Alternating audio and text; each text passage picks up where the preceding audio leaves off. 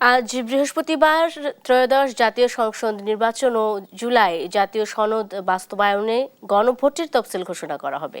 সন্ধ্যা ৬টায় জাতির উদ্দেশ্যে দেয়া ভাষণে নির্বাচনের তফসিল ঘোষণা করবেন প্রধান নির্বাচন কমিশনার এএমএম নাসির উদ্দিন।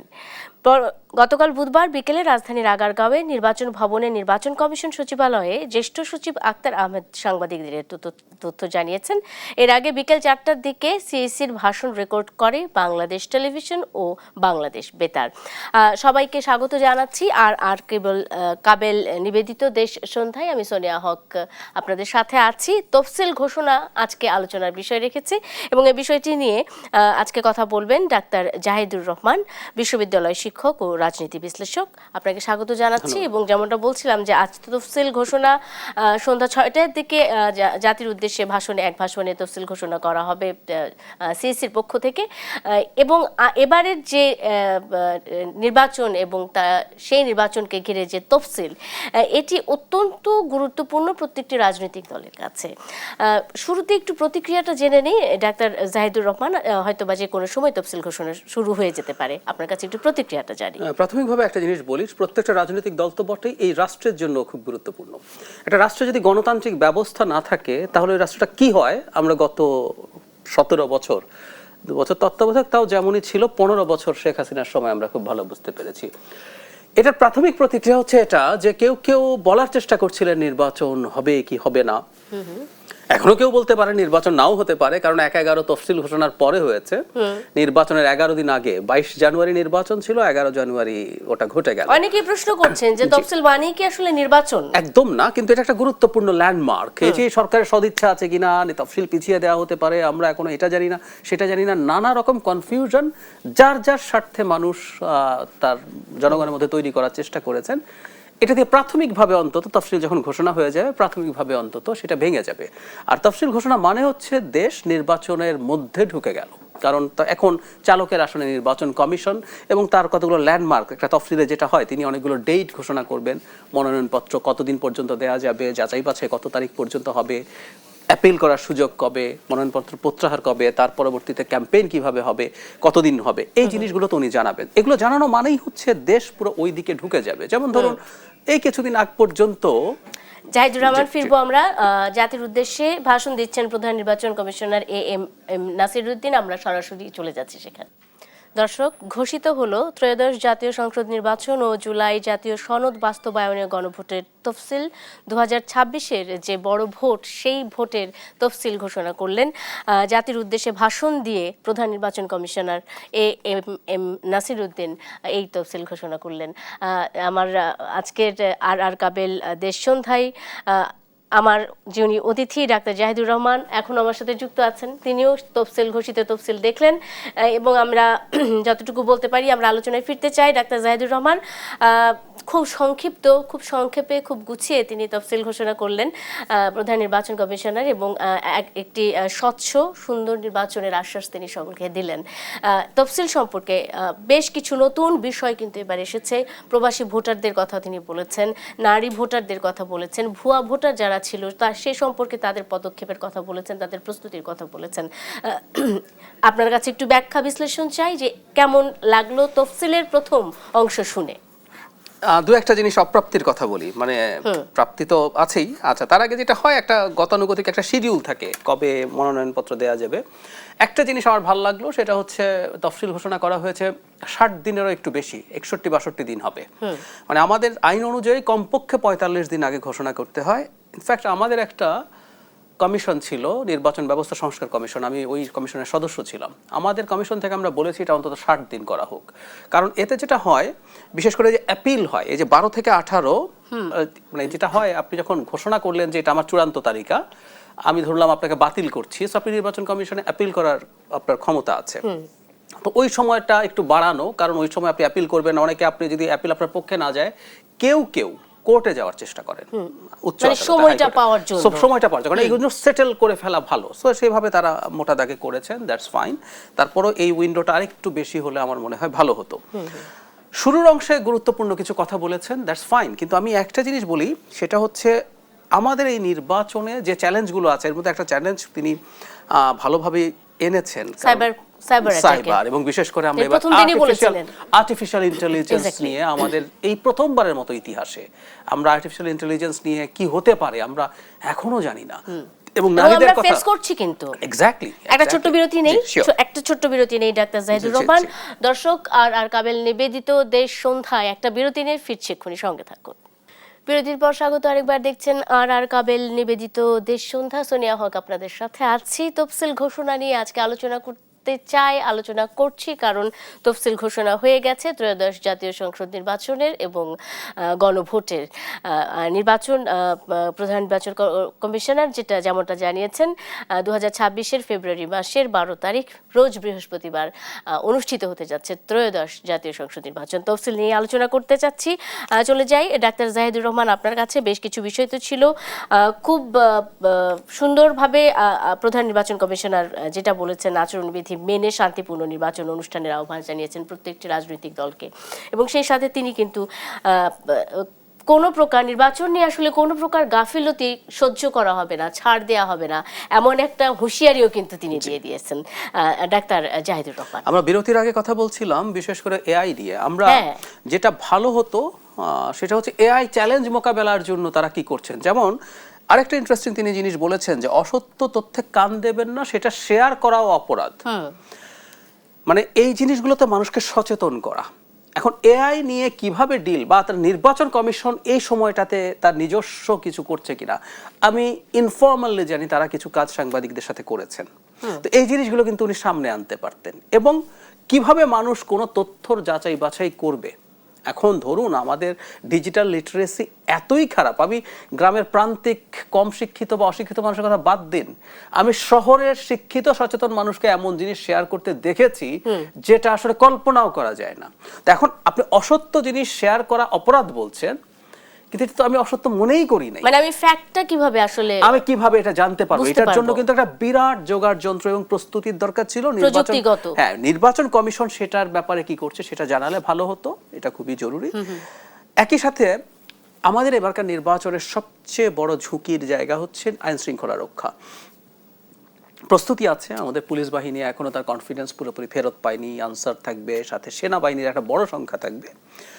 আমার কাছে যেটা মনে হয়, আমি যেটা আরেকটু আশা করেছিলাম, উনি অত্যন্ত আরো কঠোর ভাষা ব্যবহার করতে পারতেন, বিশেষ করে এবং আইন শৃঙ্খলা নিয়ে, যে এগুলো তার নির্বাচন কমিশনের জায়গা থেকে যে কোনোভাবে ছাড় দেওয়া হবে না, এবং যা যা করার সেগুলো আশ্বস্ত করা, তারপরে এগুলো মানুষের সামনে ক্লিয়ার। ইনফ্যাক্ট এটা মুখে বলার চাইতে আসলে যেটা হবে সেটা হচ্ছে পরবর্তীতে একদম সেটাই হলো সবচেয়ে বড় কাজ। এই যে ধরুন নির্বাচন আচরণবিধির কথা বললো, মনোনয়নপত্র সাবমিশন নিয়ে আচরণবিধির প্রশ্ন আছে, ওখানে আপনি বিরাট দলবল নিয়ে আসছেন কিনা, শোডাউন করছেন কিনা, এগুলো নিয়ে প্রচুর আলাপ আছে। তো আমরা যদি দেখি এগুলো উনি ইনস্ট্যান্টলি স্টেপস নিচ্ছেন, তাহলে কিন্তু এই আস্থাটা মানুষের মধ্যে, মানে এটা তো আসলে আমরা আগামীকাল থেকে বুঝতে পারবো, কিংবা তফসিল ঘোষণার 1 ঘন্টা পর থেকে তো বোঝার কথা যে শোডাউনের সে ব্যাপারটা কমে এসেছে কিনা। এমনকি আপনি যখন শিডিউল ঘোষণা করে দিলেন তখন নির্বাচনী প্রচারণামূলক আর কিছু করতে পারবেন না, আপনি ব্যানার পোস্টার লাগাতে পারবেন না, আপনি মানুষের কাছে ভোটও চাইতে পারবেন না, আপনি হয়তো এলাকায় যেতে পারেন, কিন্তু এগুলো এর সব সময় নির্বাচন কমিশনের উচিত হবে খুব দ্রুত এগুলো ধরে ফেলা, কিছু দৃষ্টান্তমূলক শাস্তি, সেটা আর্থিক জরিমানা হোক বা যেমন হোক, সেটা কিন্তু করে ভিজিবল করা, যাতে জনগণও দেখতে পারে যে সব ঠিকঠাক আছে। পরবর্তীতে যখন ঝুঁকির জায়গা হবে ক্যাম্পেইনের সময়টা, তখন প্রতিটা দল মাঠে নেমে যাবে। এই যে প্রায় 18-19 দিনের মতো একটা ক্যাম্পেইনের টাইম আছে, 2.5 সপ্তাহ, এই সময়টাতে শুধু নির্বাচনী আচরণবিধি ভঙ্গ না, আইন শৃঙ্খলার পরিস্থিতিও চ্যালেঞ্জের মুখে পড়বে।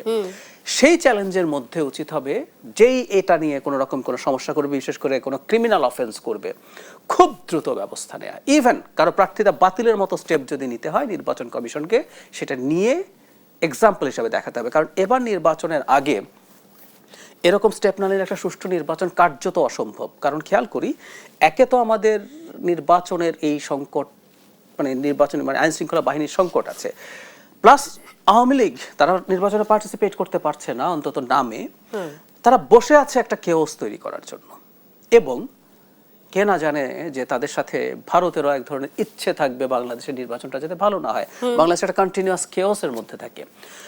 ফলে আমরা যদি নিজেদের মধ্যে ঝামেলা করতে থাকি, অলরেডি সেই লক্ষণ দেখা যাচ্ছে, বিএনপি এবং জামাতের মধ্যে যথেষ্ট উত্তেজনাকর পরিস্থিতি তৈরি হচ্ছে ধীরে ধীরে। এবং সেই উত্তেজনা যে আসলে মাঠ পর্যন্ত পৌঁছাবে না তার কোনো গ্যারান্টি না, আছে কিনা? গ্যারান্টি নাই একদম। এবং কিছুদিন আগে একটা জেলায় যথেষ্ট ভালো ভয়ঙ্কর মারামারি হয়েছে, দুই পক্ষের মধ্যে অস্ত্রশস্ত্র দেখা গেছে। আবার বিএনপিরও কতজন স্বতন্ত্র আছে আমরা কিন্তু এই তফসিলের পর আস্তে আস্তে বুঝবো। শেষ তারিখ যেটা মনোনয়নপত্র প্রত্যাহারের 21 জানুয়ারি, চূড়ান্ত প্রার্থী তালিকা যেদিন 20 তারিখ হলো প্রত্যাহারের ডেট, যদি দেখা যায় বেশ কিছু সিটে স্বতন্ত্র আছে তাহলে একটা ত্রিমুখী সমস্যা হয়ে যাবে। একটা ত্রিমুখী সমস্যা হয়ে যাবে, কারণ বিএনপির মনোনয়ন নিয়ে আসলে বিভিন্ন জায়গায় আমরা বিভিন্নভাবে শুনছি, বিদ্রোহ হচ্ছে, বিক্ষোভ হচ্ছে, এমনটাও হচ্ছে। একটা ছোট্ট বিরতির পরে এসে নিশ্চয়ই বিস্তারিত জানবো ডাক্তার জাহিদুর রহমান। দর্শক, একটা বিরতি নিচ্ছি, আর কাবিল নিবেদিত দেশ সন্ধ্যায় সঙ্গে থাকুন। বিরতির পর স্বাগত আরেকবার, দেখছেন আর কাবিল নিবেদিত দেশ সন্ধ্যা। আমি সরিয়া হক আপনাদের সাথে আছি। তফসিল ঘোষণা হয়েছে এবং এই তফসিল নিয়েই আমরা আলোচনা করছি। এবারে নির্বাচনের চ্যালেঞ্জগুলো কি, নির্বাচনে কোন কোন বিষয়গুলোর দিকে আরো বেশি মনোযোগী হওয়া উচিত নির্বাচন কমিশনের, এই বিষয়গুলো নিয়ে কথা বলছেন ডাক্তার জাহিদুর রহমান আজ আমাদের সাথে। ডাক্তার জাহিদুর রহমান, আমরা বিরতিতে যাবার আগে যে বিষয়টিতে ছিলাম সেটা হলো যে বিএনপির মনোনয়ন নিয়ে বিভিন্ন জায়গায় কিন্তু এক ধরনের বিক্ষোভ আমরা দেখেছি। এখন পর্যন্ত তারা সেটেল করতে পারে নাই, যদিও প্রথম দফায় 237 জন, পরবর্তীতে 36 জনের একটা তালিকা তারা দিয়েছে।